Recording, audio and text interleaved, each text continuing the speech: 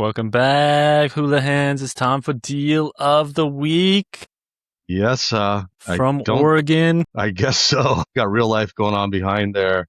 Yeah, shout out to my roots in the PNW, where my father's side is from. I'm actually more originally from Chicago and such, but my nana and grandpa came out here and other relatives followed, and I graduated from Portland Adventist Academy. So I assimilated. I remember my senior year, Danny. I show up junior year. They think I'm a farmer from Salem because I picked out an outfit from like J.C. Penney, and I thought I'd blend. And then senior year, dude, everything I wore was polo. Everything. Such a snob. I had a sob. I was like, who is this guy? And still brown, still trying to figure it out, but I'm so stoked to be here. I'm at a really good friend of mine from high school as well, and beautiful home here. Beautiful Bluebird Day in Eugene, Oregon, man. We are in duck country. A different kind of deal of the week. We do a lot of vacation rental condos. We've shown some real values in Wailea, Kealoha. Occasionally there are deals in the luxury and oceanfront space, and so that's what we'll talk about today. And of course, it's Maui, so it's highly nuanced. There's definitely some ick to it. We're going to have an understanding. Oh, Where are we at today? bro, we are back at my roots, Danny. Still kind of west side, best side, but we're not going all the way over. We're halfway. We are in Olawalu. Pause when it shows that neighborhood there just to the south of Leota's and the general store. And the general store, I got to give them a shout out, bro. Their social media game is on point. I think the lady bought the Meta glasses because she interviews people that are coming in. They're buying poke bowls. They're getting chili and rice bowls with the red hot dog. They're getting hot dogs. And I just want to give a shout out to them there. Technically, this area of neighborhood there is called Kapike. And my dad used to call my sister, the big shot attorney, Ike from Kapike. And I just thought that it was like a name that rhymed. But there was a time when my granny lived here, and every single one of these houses had my family members in it. These are my roots here as well. What we're looking at is across the street, oceanfront. Peter Martin, the most well-loved developer on Maui, has a home here, even though his main house, my understanding, is in Sprecklesville. People get married down here. There's a great space that's a historical home that people get married at. There is an incredible luxury home being built right now. My understanding, the owners of Old Lahaina Luau have been longtime owners here as well. And maybe that's why they turned the old Chez Paul, the famous French restaurant that was here in the 70s, dude, and did incredible. On into the 90s, Patrick from up at the Ritz-Carlton came over and took over that helm. But that's where we're at today. What's existing next to this home, and let's just speak about it. Some people, Camp Olawalu.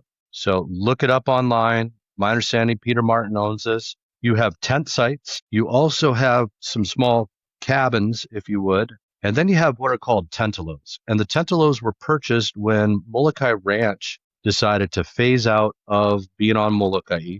I think they're owned by a Hong Kong corporation or Taiwan, and they have it for sale on Molokai. And the people of Molokai are looking at how they can buy that. But that is what's next door. Depends how you feel about it. It's not people camping next to you, but the land is there. You can see the tentelos, all that good stuff. I've gone to weddings here, spent the night in the tentelos. It's a killer experience. I actually had a personal experience on the first home that was built on the point that's over there, but I'm married to my wife now, so we don't have to talk about that. But let's talk about the opportunity here, Danny. This is a great photo. You can see oceanfront. This house is dreamy. If you like Bali-style architecture mixed with Hawaiian-style architecture, this is for you. And this was built in 2020. And so that's fairly new construction for anywhere, but definitely for Maui, if you can imagine. We are looking at 4 bedrooms, 4 full baths, 1 half bathroom, 4,048 square feet. It's built in a pod style. You walk in, you're going to have living room space, pantry space, entertaining space, kitchen space. It's the indoor-outdoor living that everybody wants to experience. And then there are 2 arms that are separated from the main pod with beautiful koi ponds. And those are where the living sections are. Let's show them, whatever you're going to show them, Danny. Let's take them through the pictures. I mean, bro, you got swings there. Did you see that? Stunning. And here's how you look on the other side. From the water view, lots of reefs out front, tons of fish, rays, whales in seasons. Sorry, Mahana owners, we've got some palm trees in the view. All right. West Maui's in the back. So we're not looking at white sand beach. We're looking at more like what I experienced down the Amalfi Coast, where it's pebbles. Let's talk about Olawalu. It is known for having the largest barrier reef in Maui. When I go snorkeling, I don't see a whole lot of fish. I'm just going to say I haven't gone snorkeling out here. You can see the reef all around. Beach, is just to the south from here. So boo-hoo-hoo, maybe take your kayak or stand-up paddleboard and cruise down there. Or your golf cart. Let's zoom in and see what's up. Golly, heated pool, dude. Ubiquitous duck in the photo, if you notice that there. Sold furnished, so I hope you like this luxurious looking furniture and that it's your style. There's the Very koi ponds. Bali-esque. It is. Look at this tree motif in the back there. Terrible views, Johnny. Rough. Bro, the Fleetwood doors there, insane. Little bit of a pond effect there with the Catskill grass. Here we are walking down. There's that horrible pool. Now you got a barbecue. Interesting choice to put the barbecue away from the view. Right? I want to see the view and a barbecue. Well, come on, bro. I need you to focus on the meat, Danny, and not on the ocean. So that's why we did it that way. No distraction. Whale. Burgers are burned. That's Steaks are cooked. Don't burn the tofu, Danny. Come on, man. Look at all this. I want to say that is, what's the word for it? Somebody was doing acrylic tops that were similar to that. And that may be that. I'm not sure. I can't remember. I'm going to just say that I was so close. We were negotiating this deal, you and I. It's been about 2 to 3 years ago. It was a couple cool doctors. They're still clients of ours. He was okay with buying something ready-made. She always wanted to build. And as women do, she made the more sense to him. She just said, why do we need a house that's just going to sit there? Why don't we wait? I just heard back from them. We got them the best lot in Mahana Ridge. Their permits just came through, so that's going to be exciting for me to see what's going on with them. But look at these crappy bedrooms it's like, who wants to look at the ocean from getting up in bed, Danny? Look at this. So much detail into the woodwork. I mean, bruh. It was professional. Look at this. That's your outdoor shower. That's a shower head on this driftwood incredible thing. Corridor, front entrance. There's that arrangement of the wings, as you said. And there's Olawalu Valley.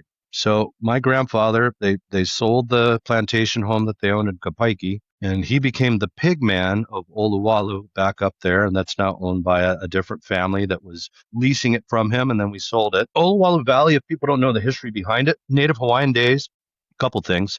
That was your highway to come to the west side. You would take off from the Iao Valley and you would walk 2 days, where my understanding was maybe 3 days to do the whole walk around. I don't know if the time frame that I'm stating is correct, but that was my understanding. There's an urban legend that somebody from National Geographic went up there and hiked in, and they were hearing Hawaiian voices and it freaked them out. And so they bailed out of there. I don't know if that's true. Another part of history, there used to be an actual park area as you first got almost to my grandfather's farm. You had petroglyphs that are up on these steep stone cliffs, if you would. And they had railings on them at one point. Those have become dilapidated. But this is also where the Olawalu massacre came about, right? People that watch the show on Apple TV about the history of our time, Kamehameha, right? Captain Cook is involved. We've got Westerners coming over.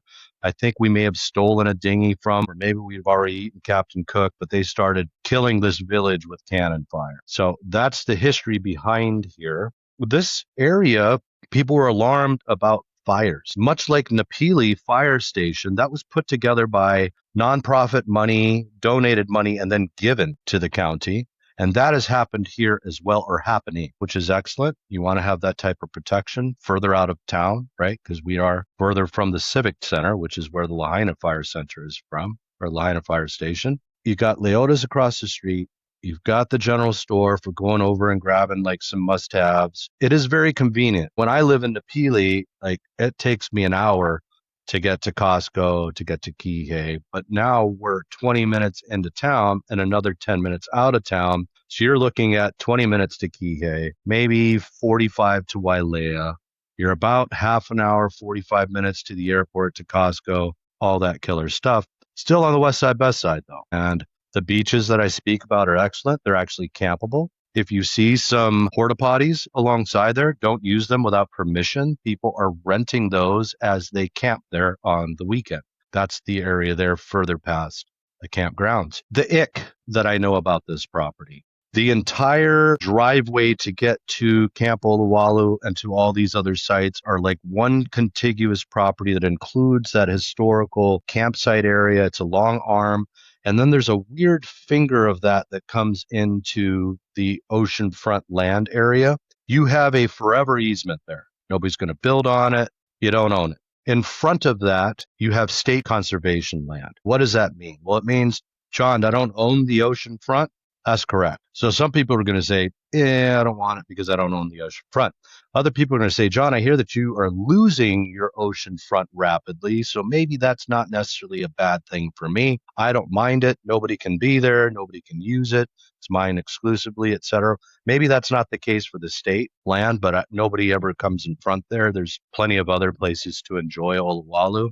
There's actually an old pier that goes out, and then an area where people launch little kayaks and stuff. We just had a baptism there with our church. So that's not here. And what are we looking at in terms of cost, Danny? 7.9 million on this one. Yep. I want to say that I was close to getting it for a clean 7 at the time. It sold after that for 7.5, sold for 7 in 21, sold for 7 point, what, 5 in 2024, and now selling again.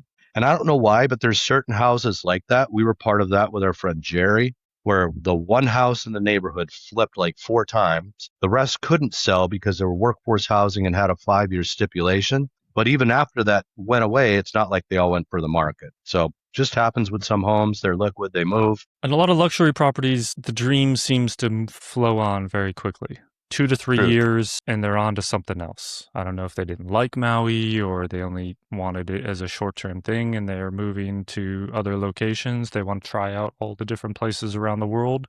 There you for go. 2 to 3 years. These are all the active listings, Johnny, for oceanfront homes across the island. Look at how cute that is, dude. That's plantation architecture with me kind of mingled with almost Cape Cod, if you would, which makes sense because the missionaries had influence and they were coming from the East Coast. And, you know, unfortunately right now with Hana at Nahiku, the only way you can get across it is like on a plywood bridge, right? Because of the storm that just happened. So, yeah, 4.7. 4.7 Hana. Palama Street, we love it, right? We've got clients that bought here. They actually managed to get something that I didn't realize at the time was apartment zoning on the Minatoya list.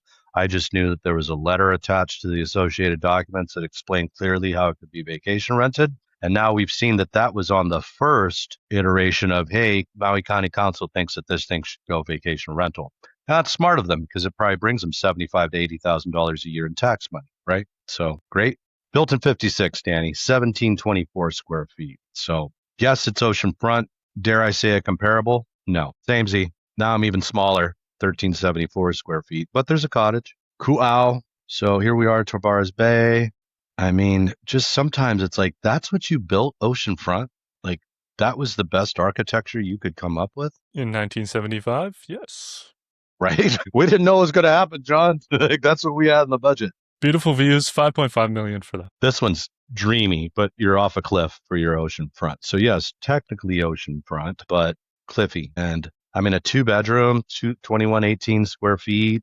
This thing's been around for a while because it's very, very modern. And I think I've seen it on Dwell magazine maybe before. And there's another crazy one that's out by like Maluhia Country Ranches that's very, very vibey like this and also was on Dwell. But yeah, got to scale the cliffs to get down to the ocean. This one's right by my neck of the woods. This one was close to the one that just sold by auction for $3.5 million. Got brought 5.5 in COVID times. It had the pool directly in the living room. This one built in 76. Difficult to get in and out of. Highways, I mean, the driveway slopes downwards. You're coming onto the lower road. I stop for them every time they're trying to back into traffic because I just want to be cool. I was showing the one next door to this, and one of the setbacks was this guy right here. So they have the ocean front. They don't own it. They actually have a view easement with the property next door that's being sold for $12 million. That person cannot build anything, but it's just this strip. And my clients didn't like the $12 million because when you come around the corner here, you can see these people hanging out. They tried to sell the two together as a package for 19. It never went down. This one did sell 2 years ago. To your point, lady that owns it says, I'm not using that much. I'm going to go on to the next stream and I'll just take the money and go. Ma'alaya, I know this house very, very well. They were very kind that people that were fire victims were using the ohana in the back. But again, 2 bedroom, 2 bath. The land, right? 0.848 Malaya Banyans on this side here. I can't remember what the other condo complex is on the other side there. So that's that one. And they've tried to sell this thing for 12 million, 11 million, then 7 million, now 6 million. I remember a buddy of mine told me, John, with the luxury game, sometimes you want to be the third or fourth agent in line because that time, hopefully, they've learned about the pricing. This seems to be that lesson here. 2024 last sale, and this one 2.3 million. Back to Halama, 1958, but we did something in '06. You're paying for the dirt. Halama also has some areas where state conservation is in front. You can landscape it for them. If you're going to do it right with like native flora and fauna. Try to hold on to the beach there. But this happens on Halama also. 6 million though. There you go. Kihei Road, beautiful home, built in 17. You just got 2 football fields in front of you before you get to your ocean. I don't know if you own it. It's conservation land. Thank Danny, the South Shore expert. 2 lots on either side are for sale. This one has been for sale countless times since I started in real estate 9 years ago. Never really been massive fans of this one. It seems out of place. It's in between a condo complex. It's across from a blue-collar neighborhood. This one's an opportunity to take a very tiny 2-bedroom, 1-bath, 816 square foot home on almost an acre and develop it. So really you're paying for dirt. That's glorious. That could be an incredible space. There's your starter ohana. And then boom, subject property. There you go. And in the world of luxury real estate, the pricing's really a suggestion, in my opinion. They really, really do. These are wealthy people. They put it out there. I sometimes think it's crazy that the agents would take it. But, I talk about it that there are certain people that are at a high income range, high asset range, and they just want to pay the most for everything they buy. That is the flex. I don't save money. I buy the best. My money buys me the best. That is why I feel this is a deal. I do have some surveys. I've got all kinds of other things from things that I've done in the past. So we do have knowledge about this property. If it speaks to you, just hit the AVQ link. We're happy to wrap with you. That is the deal of the week. Olawalu, 7.9 million, 4-bed, 4.5 bath, 4,000 square feet, built in 2020 for $7.9 million. Link to the listing is also down below. You can check that out. Otherwise, reach out to us to talk further story. I love you, Ike from Kapike. Ho-we-ho.